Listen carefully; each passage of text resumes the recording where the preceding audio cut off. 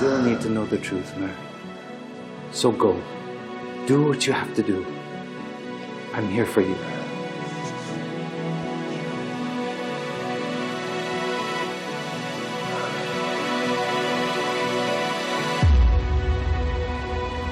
Opo, Alexis. Ang tindi po ng mga sinabi ni Lilet kay Atty. Mer. Buti nga sa kanya. Sumusobra na yung erang yan. Sige po, Alexis. May naghahanap po dito kay Lilet eh. Salamat, Kurt, ha? Mag-ingat kayo dyan.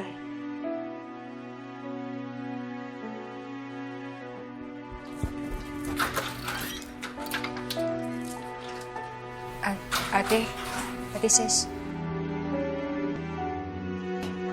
Bakit parang tensyonado ka?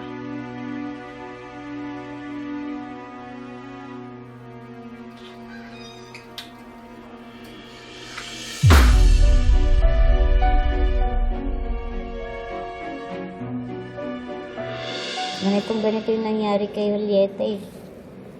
Sinong Julieta? Si Julieta yung sa Hiling ng Puso.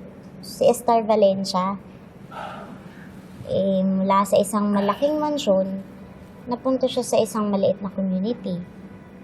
Pero, doon mas nagkaroon ng kabuluhan yung buhay niya.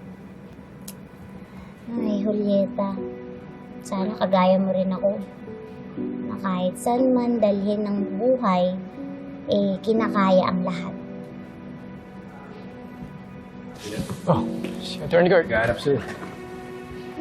Sino?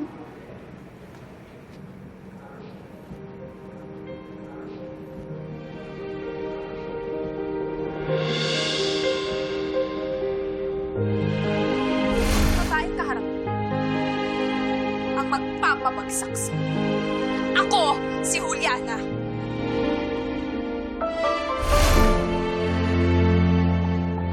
Estar Valencia.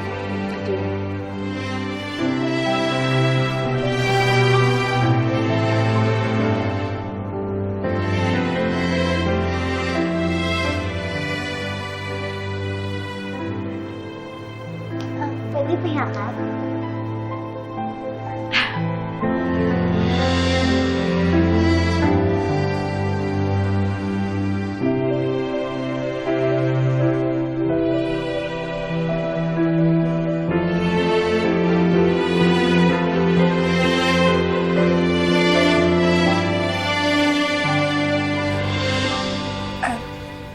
Nakita ko kasi siya dun sa labas. Kaya sinamahan ko na pumunta dito. Lani, pwede bang iwan mo muna kami ni Ses? Meron lang kaming kailangang pag-usapan. Sige na, Lani. Iwan mo muna kami. Matagal ko na rin gustong makausap ng seryoso itong si Atty.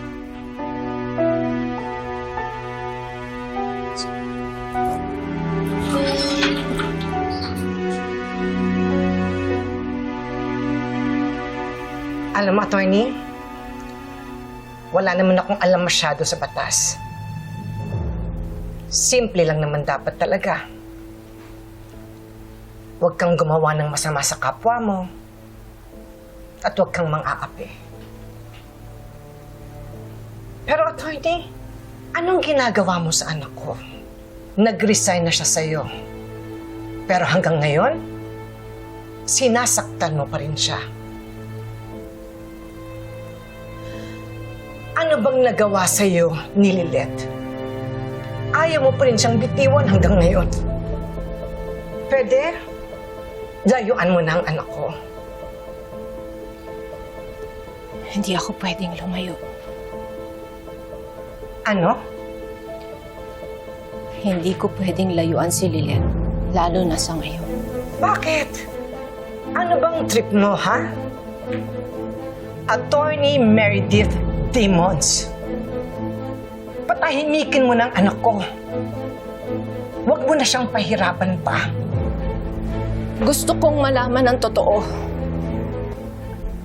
Aling totoo?